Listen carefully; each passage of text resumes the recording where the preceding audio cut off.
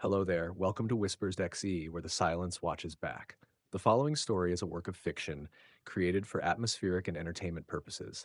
Before the shadows whisper your name, hit that subscribe button. With that being said, get comfortable, close your eyes, and let the dark settle in. It begins like most things do, quiet, unnoticed, and far too late to stop. Tonight's story is The Room That Wasn't There. It was a Tuesday when I noticed the door. I don't know why that matters. It doesn't. But when something like this happens, your mind clings to whatever scraps of normalcy it can. It was a Tuesday around 6:30 p.m. I had just come home from work, grocery bag dangling in one hand, keys in the other, jingling softly like a child's toy. I lived on the third floor of an old apartment building, the kind that always smells vaguely of damp plaster and carpet glue, no matter how long you've lived there. The hallway was always dim. One of the overhead lights flickered constantly, like a heartbeat with an arrhythmia. The paint along the baseboards peeled like sunburnt skin. But it was home. It had been for almost 2 years. I knew every creaky board, every draft, every slight slope in the warped floorboards. So when I turned the corner that night and saw the door at the end of the hallway, I knew something was wrong. It was simple. Black wood, flat, no trim. A tarnished brass handle. It didn't match any other door in the building. I stopped walking. My bag nudged against my leg, the groceries shifting inside. There wasn't supposed to be a door there. It was just wall. It had always been just wall. I turned around, walked back toward the stairwell, then returned again, slower, more deliberate. I needed to be sure I wasn't mistaken. But there it was, a door, solid, silent, unyielding. I asked my neighbor the next morning, Mark from 3B. He was usually friendly in that avoidant way city people are. We crossed paths outside the mailboxes. Hey, I said, trying to sound casual, did you notice anything different on our floor yesterday? He gave me a look, blank, almost bored. Different how?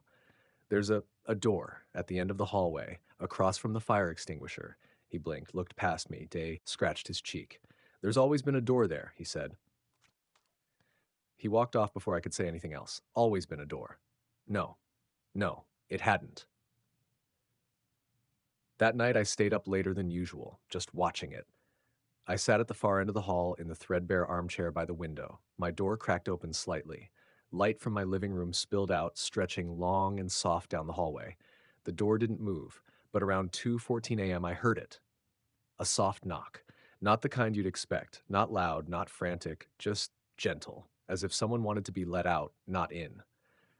I froze. There were no footsteps before it, no voice calling out, just that soft, slow knock, and then nothing. Silence again, swallowing everything. I waited there for a long time until my eyes burned with exhaustion.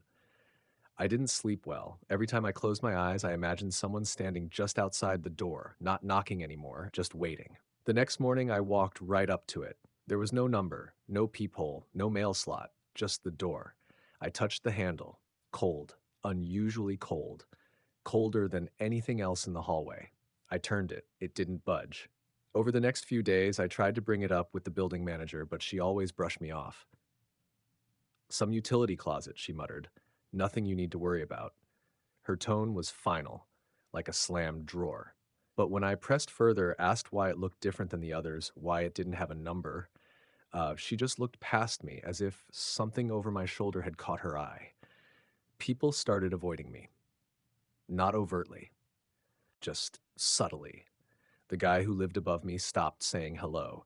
The woman who usually borrowed sugar or batteries crossed to the other side of the hall when she saw me. Even the elevator seemed to wait longer before arriving, as if hesitating. And the door kept knocking. Every night. A little louder, a little closer. It no longer waited until 2 a.m. Sometimes it started around midnight. Once just after dusk, and once before I had even come home. I started recording it. I set up my phone, camera propped on a stack of books, facing the hallway from my living room. The footage always caught the sound, 3 soft knocks, a pause. But when I scrubbed through the video, no one was there. No shadows, no movement, just sound.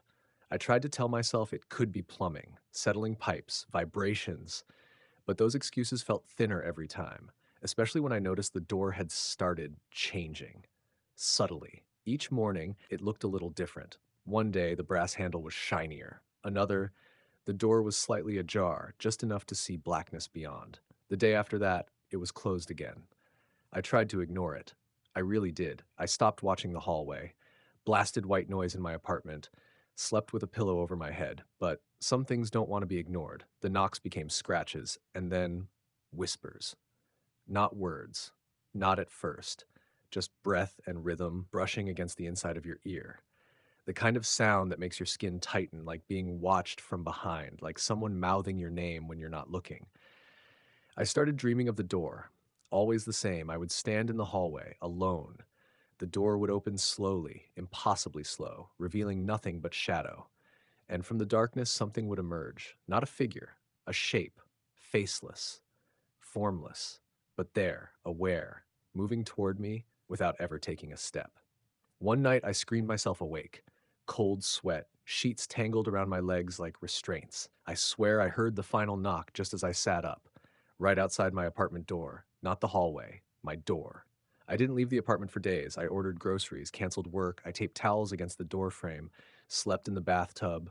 I covered every mirror, turned off every light. It didn't help. The whispers kept coming. Only now,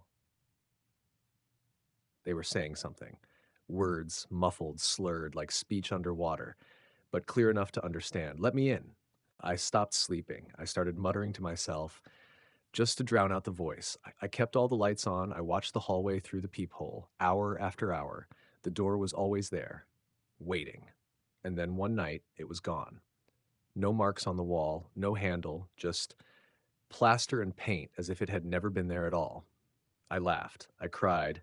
I curled up on the floor and waited for morning. I thought it was over. I thought maybe I'd imagined it. A breakdown, stress, sleep deprivation. I even started packing to leave, to move far away. And that's when I noticed something.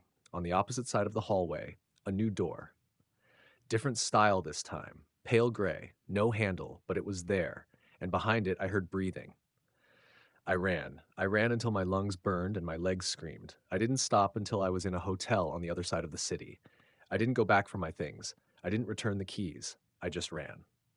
That was 3 months ago. I live somewhere else now. New building, new walls. I check them every day. I count the doors. I map the floors. So far, everything's stayed the same. So far. But yesterday, in the lobby, I heard a knock. No one else reacted. No one turned. Just me. 3 soft knocks from a door that wasn't there. And when I got back to my unit, there was a slip of paper under the door. It was blank, except for 2 words, written in black ink, still watching. I burned it. I watched the paper curl and blacken. I thought that would be the end of it. But when I woke up this morning, the paper was back, neatly placed. Same words, same ink, same silence. I don't know what it wants. I don't know if it's a place or a presence or a hole that wants to be filled, but I know one thing. It found me, and it doesn't need a door anymore. I stopped going outside. At first it was fear, then it became necessity. It wasn't just the knocks anymore. It wasn't just the paper. It was the feeling, that pressure behind the walls, like something too large pressed against the building from the inside out, swelling gently, breathing with the structure. Every floorboard groaned a little longer. Every window showed reflections that didn't quite match my movements. I covered them all. Daylight stopped mattering. I taped my curtains shut, stuffed towels in the window cracks, unplugged every device with a camera. It wasn't paranoia. It was instinct, the way an animal knows to run before the storm arrives. But there was no running now. Uh, because it was already inside. I never heard it enter. There was no shattering, no opening of doors, just the certainty that I was no longer alone. Not in the dramatic sense, no footsteps or shadows, no scuttling in the dark. It was quieter than that. It was in the walls, the floor, the ceiling. It pressed against my thoughts like cold fingers pushing into wet clay. The whispering never stopped. It didn't demand anymore. It didn't plead. It just narrated what I was doing, what I was thinking, sometimes a second before I did it, sometimes a second after, sometimes both. She's pouring water now, it said one morning, but her hand is shaking. And it was, and I was, but I hadn't realized it until it said so. That night, I unplugged the fridge. It buzzed too loudly. It was hard to hear the house over it. I sat in the dark, candle burning low beside me, and listened. I started answering it, not out loud, but I let it know I was listening, that I heard it, that I understood, and the voice grew softer, less strained, as if relieved. I wondered then if that was the point all along. Not to terrify, not to hurt, just to be heard. That night, the walls pulsed. The plaster bent in places, just slightly, like lungs beneath skin. I reached out and touched it. The wall was warm, and it hummed. I left my bedroom door open after that. Something told me it was polite. The next morning, my mirror was uncovered. I hadn't touched it. I stared at it for a long time, unsure of what I would see. But it was just me. Tired, pale, hollow around the eyes, but me, and behind me. A hallway, not mine. I turned around. There was only a wall. I turned back. Still a hallway in the reflection. A hallway I didn't recognize. But I knew what it was. I think I always had. The place it came from. The room that wasn't there. It had followed me because I noticed it, because I acknowledged it. Like a stray animal that realizes you've seen it bleeding in the road, it chose me, and I let it in. I pressed my hand to the glass. It was colder than it should have been. The hallway and the reflection flickered, like a light bulb trying to stay alive, and I saw it. Not a figure, still not a figure, but a shape. Black, trembling, loosely held together, like something barely remembered, and it was getting closer. Each day after, the mirror showed more of the hallway. The door was there again, always closed, always different. Some days wood, some days rusted metal, some days soft, pulsing tissue like the wall I'd touched. I didn't ask questions anymore. I only listened and waited. Eventually, the knocks started again, but not from the door, from the mirror. I didn't answer right away, but it didn't stop. It didn't need permission anymore.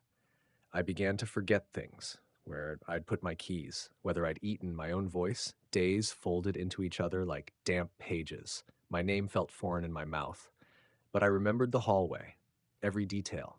I could draw it with my eyes closed. The scuffs on the baseboards, the flicker of the overhead bulb, the way the air always smelled faintly of wet stone. One night, I woke to find my door open, the apartment door, wide open, and beyond it, the hallway, not the one I lived in, the one from the mirror, the one from the dream. I didn't run, I didn't scream, I just stood there, barefoot, heart knocking louder than the ones from behind the door. And then I heard it again, the voice. But it wasn't whispering this time, it was weeping. It sounded so small, so tired, so human. I stepped out. The floor was warm, softer than it should have been. The hallway bent slightly to the left, just like I remembered. The light flickered, the walls breathed, and at the end, the door, gray this time, worn, weathered like driftwood. I approached it slowly. I didn't touch it. I didn't need to. It opened on its own. The darkness inside wasn't empty. It was heavy, like stepping into water too deep to stand in. The air smelled like forgotten things, books left in basements, photos no one looks at anymore. I stepped through and it's behind me. No sound, no lock, just silence. But not alone, never alone. I stood there for what could have been minutes or years. Time didn't breathe there. It only watched. The room was small, but it wasn't empty. There were walls. Yes, but they didn't meet at corners. They pulsed slowly like a sleeping lung, and in the center, a chair. And in the chair, me. Older, paler, eyes milky with dust, lips parted, breathing but barely. I stepped closer. I turned to look at me, but the eyes didn't see. They only reflected the hallway, the mirror, the door. She opened her mouth, and in her voice, my voice, she said, "You shouldn't have seen it." And then she smiled, and I felt my legs give out. I awoke in my apartment, but not mine. Same layout, same walls, but different. Everything was mirrored. Backward, the door opened left instead of right. The bathroom tiles were black, not white. My reflection blinked a second after I did. And when I turned the hallway corner, there it was, the door, right where it had always been. Mark was still there, the manager too. But they didn't recognize me, or maybe they did. Maybe they saw too much. So now I live here, in the version that replaced mine, the mirror world, the reflection of a reflection. I still hear the knocks, sometimes from the walls, sometimes from inside myself. The whispering never stopped, but now it doesn't narrate, now it waits. for me to finish what I started, to open the next door, to become the voice. And if you've heard this, if you followed this far, if you've noticed the door that wasn't there, you already have. You'll hear it soon. In the quiet, three soft knocks, then the whisper. Let me in. I tried not to sleep anymore. Not in the way people mean when they're scared. I mean, I physically refused it, held my eyes open until they ached, let caffeine rot my stomach, let time smear into gray hours. Because sleep wasn't rest here, it was return. Every time I drifted off, I woke up somewhere else. A corridor that folded in on itself like paper, a stairwell that never climbed, rooms with furniture shaped like memories, and always, always that same door. Not identical, not repeated, but present, everywhere. Sometimes it was in the ceiling, sometimes behind the glass in a picture frame. Once I opened my refrigerator and saw it there, crammed between leftover cartons and expired milk. No space for it, no logic, but it fit. It always fit. And when I blinked, it was gone. The world around me grew thin, not fragile, just stretched. Like everything had been pulled too tight, the seams groaned, the air buzzed with silence. People moved as if underwater, faces slightly wrong in ways you couldn't describe, and none of them seemed to hear the knocks. I started carrying a notebook, not to write anything new, but to remind myself who I was, where I lived, what was real. Each morning, I read the same lines aloud, like prayer. My name is, I live at, the hallway has four doors. There is no fifth. There is no door at the end. But by the end of the week, I had to cross out four and write five, then six. Then I stopped counting. They moved, rearranged.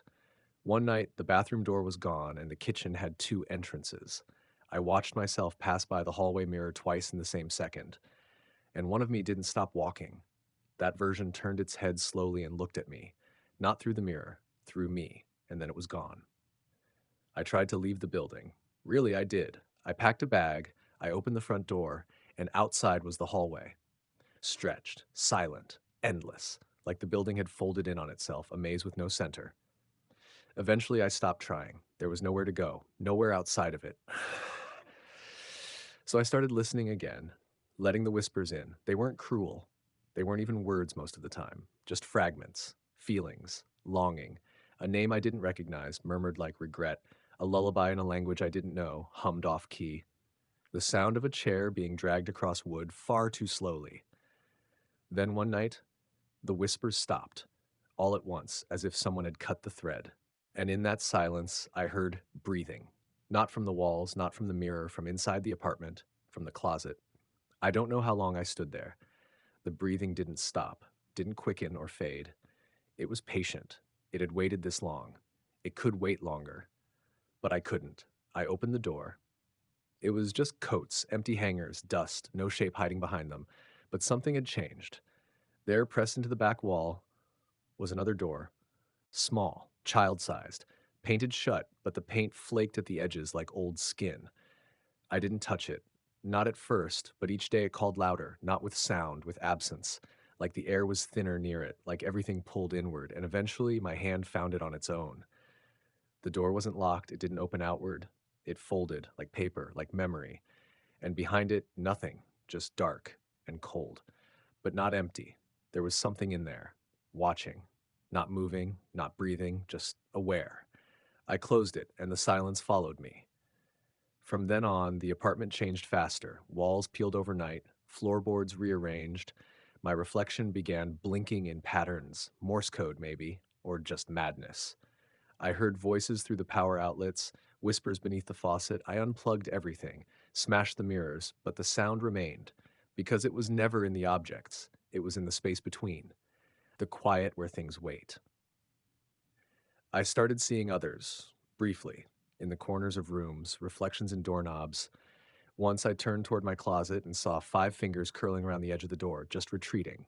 They weren't mine. I never heard it open. I never heard it close, but every morning the closet door was slightly ajar, and that child-sized door, it was wider. I started finding things on the floor, under my pillow, in the folds of my sheets. A wooden marble, a single shoelace, a torn photograph of someone smiling, their face scratched out with something sharp. I kept them all, because I think they were pieces, pieces of what came before, pieces of someone else who listened.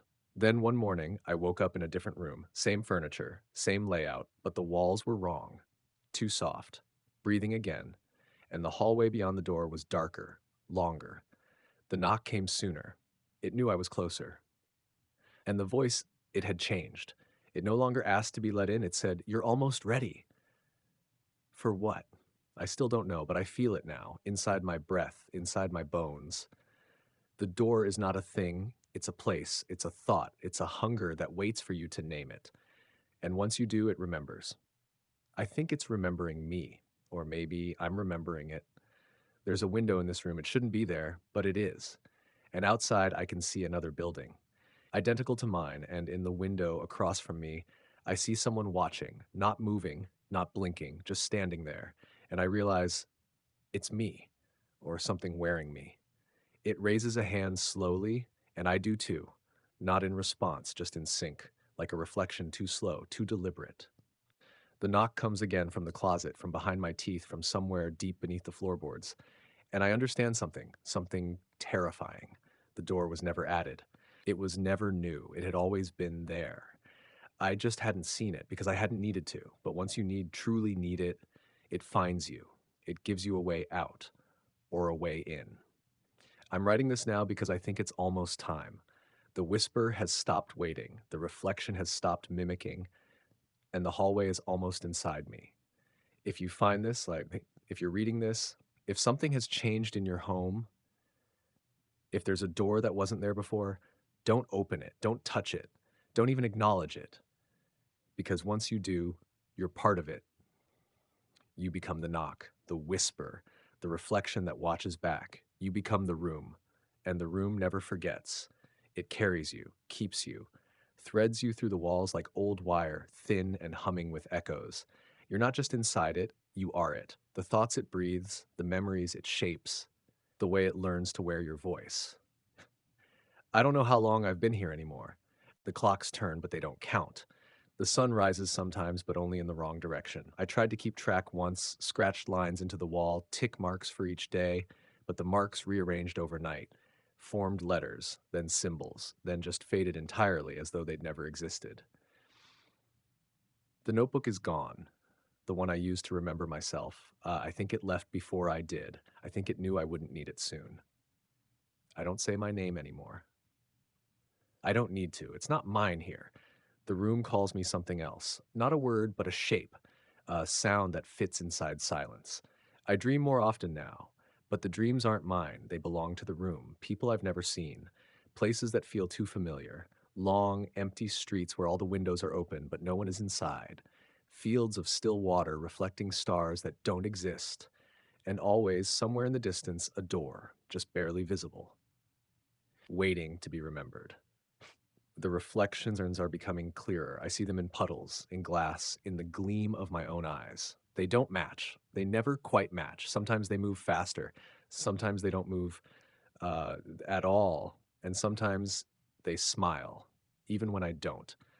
I've stopped closing the closet door. There's no point. It opens on its own, not physically, conceptually, like the idea of it spreads outward, slowly swallowing the meaning of the room. I can feel its breath now, slow and rhythmic, like waves turning over in the dark. I think it's dreaming too. I think I'm the dream. The child-sized door is gone. Now it's full-sized. Now it pulses. Now it pulses. Now it whispers without words, just promises. Soft, wet syllables that trickle through the cracks in my thoughts. It's almost open. I haven't touched it, but it knows. It knows I will. Sometimes I think I hear others on the other side, not people, just echoes of them. Muffled pleas, a man sobbing into his shirt, a girl laughing without breathing, a voice that sounds like mine humming an unfamiliar tune. They're all waiting, all part of it. And now I hear you. Yes, you, the one listening, reading, thinking this is just a story, just words, just fiction. But the room doesn't live in fiction. It lives in the space between what's known and what's feared, in the quiet moments when you notice a detail that shouldn't be there, a hallway longer than you remember, a door that casts no shadow, a whisper that matches your breath. That's where it waits, and you're closer than you think. I've begun preparing, making myself ready, letting go of the pieces I held onto, the photographs, the sound of my mother's voice, The weight of my own name, they're all soft now, unthreading. The room is nearly done remaking me. And when it is, when the final door opens, I will step through. Not to escape, not to run, but to continue. Because this place, this shape, this presence doesn't spread like fire. It spreads like memory, carried by thought, seated in silence, watered by attention. It only needs to be noticed, and once you do, you are part of it.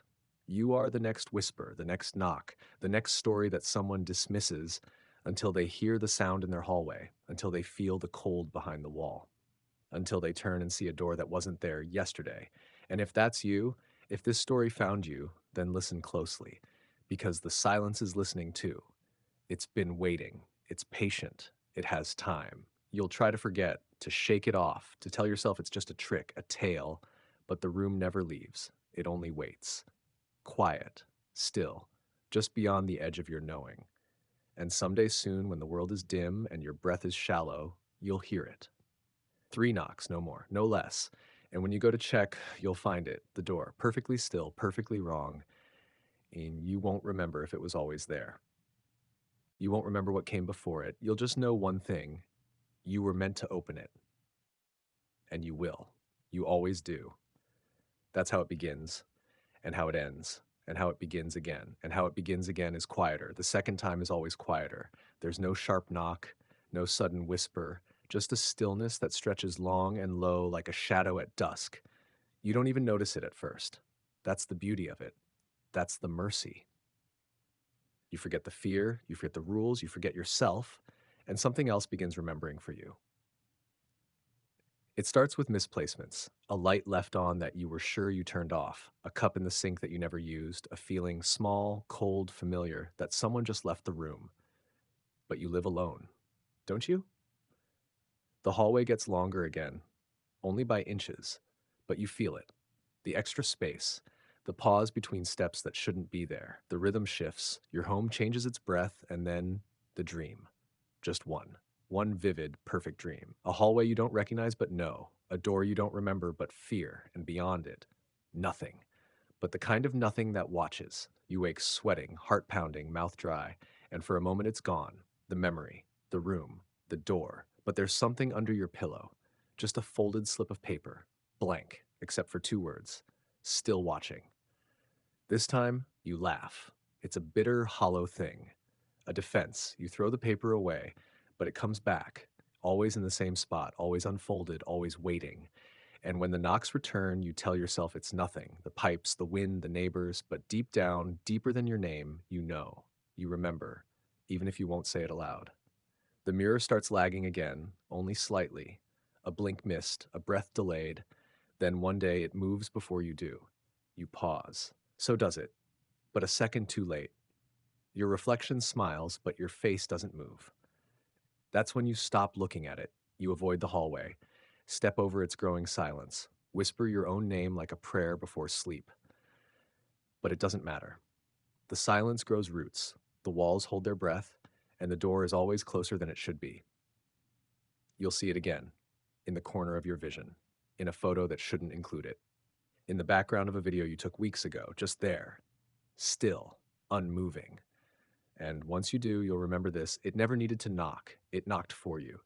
Because deep down, you were always going to answer. And when you finally touch it again, when your hand brushes against the smooth surface of a door that wasn't there this morning, you'll feel warmth. Not like life, like breath, like something exhaling from the other side, waiting, listening. You won't ask who built it. You won't ask where it goes. You'll just feel the pull, like nostalgia for a place that never existed, a home you've never lived in but remember perfectly. The handle turns. Of course it does. It was never locked, just waiting for the right hand. Yours. The room inside is never the same. Sometimes it's a copy of your childhood bedroom, accurate down to the creak in the floorboards. Sometimes it's featureless, gray, still. Sometimes it's nothing at all, just a drop, just a hum, just an idea of shape. But it always fits you. It always reshapes around you, because that's what it's for. And once you're inside, once you take that final step and the door closes behind you, you'll hear the whisper again. This time it says your name. the one you haven't spoken aloud in days, and it's soft, so soft, almost like comfort. That's how it happens over and over. The door finds the ones who see, the ones who listen, the ones who ask just a little too long, stare just a little too hard, wonder what lies behind things meant to stay shut. You become part of it, not devoured, not destroyed, absorbed, held, unmade, and rewoven into the quiet. So when the next one hears the knock, when they tilt their head and squint down a hallway they thought they knew, they'll see a shape at the edge of the doorframe, not a figure, still not a figure, just something almost there, waiting, like you waited. Because the room doesn't forget, it doesn't forgive, and it never leaves. It only learns. And it has learned your shape, your breath, your silence. It wears it well. Even now, someone else is listening, and the door is already growing behind their wall, the knob already cooling, the hinges already humming, because someone has whispered too long, stared too hard, asked the question without saying it aloud. And once they see it, once they turn that last corner and pause just a second too long, they'll hear it. 3 soft knocks, no more, no less. And they'll think, maybe it's nothing. Maybe it was always there. They'll be wrong. But they'll open it anyway. They always do. And when they open it, the light bends, not visibly, not violently, just wrong. Like watching a candle through glass warped by heat. The shape of the world curves inward, sounds stretch, space breathes, and behind them the hallway fades. Not away, just behind a veil. They won't know they've crossed. Not at first. The smell changes first. Faint. Bitter. Something like dust soaked in memory. Something you might smell in an old church or under the bed of someone long gone. Then the texture of the air. Thicker. Heavy in the throat. Breath lingers longer. Words seem to echo before they're spoken. They'll try to turn around, to laugh it off, to close the door, but it's not there anymore. Not behind them. It's ahead. Further in. Always further in. This is where the forgetting begins. Small things at first. Why they opened it, what they were doing before, the reason they got up that morning. Names start to fray at the edges. Their own feels like it belongs to someone else. Their voice sounds too thin, too high, too slow. And when they catch their reflection, they'll pause. Not because it looks different, but because it looks too right. As if it's trying to remind them of something they're no longer meant to carry. The room learns quickly. It mimics, reconstructs, lays down the floorboards of memory until they feel safe, familiar, almost real, but only almost. Because nothing in the room is ever truly still. Not the walls, not the lights, not them, especially not them. They'll begin to hear things, their own footsteps a second too late, breathing from a corner where nothing stands, their name whispered gently through the grain of the door. Sometimes they'll hear it in their own voice, other times, not. And then come the gifts. Not wrapped, not offered, just placed. Like an apology, like a breadcrumb trail back to a place they'll never see again. A glove that fits too perfectly. A book already open to the page where they stopped reading years ago. A photograph of their childhood bedroom taken from the ceiling. They won't know what to do with these things, but they'll keep them because something in them says they belong. Soon after, the reflections return. This time, closer.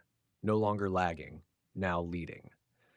They'll turn their head and see themselves already looking. They'll lift their hand and feel a pause before the mirror follows. They'll smile, and the face staring back won't. And then one day, the face will blink when they don't. It'll stay still when they move. It will raise a finger, press it to its lips, and whisper, "Shh." That's when the knocking stops, because there's no need anymore. They're inside. And the room no longer asks. It remembers. What happens after? No one ever knows for sure because the door closes too quietly. Like because time folds in on itself like old paper. Because the person who walked through dissolves, not all at once, slowly, gently, like a name forgotten in a dream. But some part of them always remains. A breath in the pipes, a silhouette at the edge of a mirror, a soft knock at 2:14 a.m. These are not hauntings, they are echoes, residue, reminders that the room still holds them, that it holds all of us, eventually. You'll know you're getting close when your reflection moves before you do. When the hallway stretches after sundown, when a knock arrives without a source, when silence takes on weight. If you're lucky, you'll ignore it. You'll turn away. You'll never ask, never listen, never open. But if you're still here, if you've made it this far, if your heart is slow and your breath has gone shallow and the lights seem to dim just slightly around you, then maybe it's already begun. Maybe you've already seen it, the outline, the frame, the thing that shouldn't be there, the door that waits at the end of your own quiet. And if it hasn't appeared yet, don't worry. It will. It always does. Because the room is patient, because the room is listening, because the room is always there, even when you're not. And when you finally meet it, not with fear, but with recognition, you'll understand what all the others did, that the door wasn't added, that the knock was never from the outside, that the voice was always your own, whispering back, waiting, inviting, saying the only thing left to say, welcome home. Home. A word that tastes different here.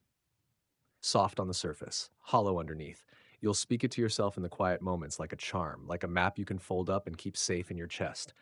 But each time you say it, it loses shape, loses warmth, until it's just sound, and then not even that. Because this place, the room, the door, the silence behind both, becomes everything. It feeds you slowly, on routine, on memory, on the structure of what you think your life was. You wake, you eat, you walk the same loops through rooms that subtly change their dimensions every day. Sometimes the corners drift. Sometimes the lights buzz in a rhythm you swear you once heard in a song you can no longer name. Sometimes there's a chair where no chair should be, and sitting in it, you, or someone who wears you. They don't move, they don't blink, they wait until you leave, and when you come back, they're gone. But the imprint remains, soft, warm, slightly deeper than it should be. You'll forget your voice next. Not all at once. It'll begin with hesitation. Speaking aloud will feel indulgent, strange, too loud in the stillness.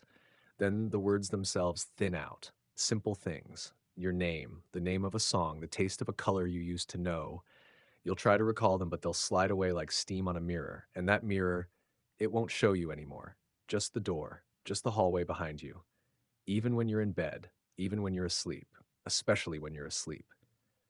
Dreams will flood in, too vivid, too real. You'll remember places that never existed. You'll see faces without features and voices, many voices, speaking in tandem. Let me take my place, say yes. And sometimes just breathing, too close, too soft, like something pressed against the shell of your mind, waiting for permission. But you've already given it long ago. The moment you looked too long, the second you turned back for a second glance. The instant your hand hovered over a handle that wasn't meant to exist. That was the invitation, and it was enough. One night, if night still matters, you'll feel the shift. It happens without announcement. The lights won't flicker, the air won't drop. There will be no knock, just a stillness so complete it erases thought. And in that stillness, you will feel it. The choice, the final one.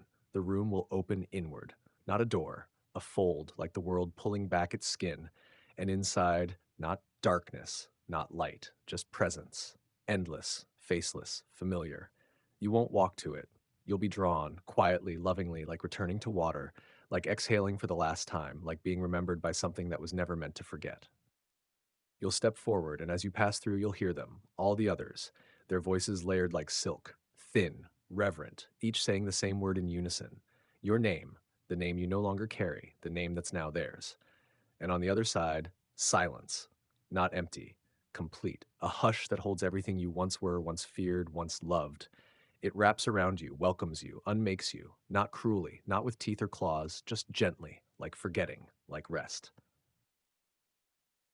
And then a hallway, new, old, unseen, and at the far end, a door, waiting, shimmering faintly in the quiet. Another version of you turns the corner, stops, blinks, looks at it too long, and from inside the room you've become, you knock. 3 times, softly, carefully, like a question you already know the answer to. And they freeze. Their breath catches, their hand twitches. They know, they remember, they open, and it begins again. Not a story, not a curse, not even a cycle, just a shape that echoes forward, that reshapes around those who see, those who wonder, those who feel the weight behind silence, the cold behind a closed door, the breath just out of reach. And so it spreads, not through touch, not through sound, through thought, through stories, through you. You will forget this, you must. It's how the door remains hidden, how the hallway stays still, but something will remain, a flicker in the dark, a pause before sleep, a shadow beneath your skin. One day you'll feel it, a slow exhale from a wall that shouldn't breathe, the soft thud of something settling in your attic, though you live on the ground floor, a reflection that lingers after you've moved on. And just as you're about to speak, you'll hear it. 3 knocks. No more, no less. And then the quiet, the kind that waits, the kind that listens, the kind that's listening now. And when the time comes, when your hand touches the surface, when your breath matches the room's, when your name no longer feels like your own, you'll understand. You've always understood. And the door will open because it was never locked, only waiting. And once it opens, there is no turning back. But you won't want to. There will be no terror, only recognition, the kind that pulses somewhere deeper than memory, deeper than bone. An ancient stillness that knows you and has always known you. You were always part of it, long before the first knock, long before the door took shape, long before the silence leaned forward to listen. The room draws you in, not with force, but with gravity, like the surface of deep water after a long fall. And as your foot crosses the threshold, you feel it, the soft unraveling of self, not destruction, not death, a returning, the shedding of weight, of shape, of questions. Your name slips first. No resistance. It falls from you like a coat shrugged off after a long winter. Then your memories. Not all at once, just the sharp edges, the guilt, the noise, the need to explain anything to anyone. They dissolve, quiet and painless, like breath against glass. You're not alone, but not in the way you feared. The others are here, not as voices, not as forms, but as warmth, as presence, woven into the walls, resting in the hush between each heartbeat, moving beneath the floor in slow waves of memory. You know them. You've always known them, though none bear faces anymore. None need them. The room is infinite, but not vast. It folds gently around you, always just the size you need it to be. When you lie down, the floor becomes soft. When you close your eyes, the darkness is kind. When you breathe out, something breathes in. And in that rhythm, you are whole again. Time blurs. You forget what a day means, or a night, or what came before. The hallway is still there, somewhere beyond the veil, but it no longer calls to you. Not yet. Because now it is your turn to rest, to sleep, to dream the shape of silence. Until a flicker, the echo of curiosity, a presence stirring at the far edge, a ripple in the walls, and you feel it. A new heartbeat entering the hush, a new pair of eyes seeing the door for the first time, a new breath held at the edge of a question. You rise, not with limbs, but with awareness. You become the hush that grows thicker in the hallway, the whisper just behind the ear, the reflection that doesn't blink, and you wait. Because this is how it continues, not through stories, not through fear, but through attention, through the sacred act of noticing. And when the next one opens the door, and they always do, you will greet them gently. No sudden moves, no harsh light, only the truth, only the room. And they will forget, and they will rest, and they will wait until it's their turn to become the knock. You understand now, this isn't a prison, it's a threshold, a doorway between what is and what cannot be named, between presence and absence, between self and the soft, wide open. And you are ready. You are whole. You are still.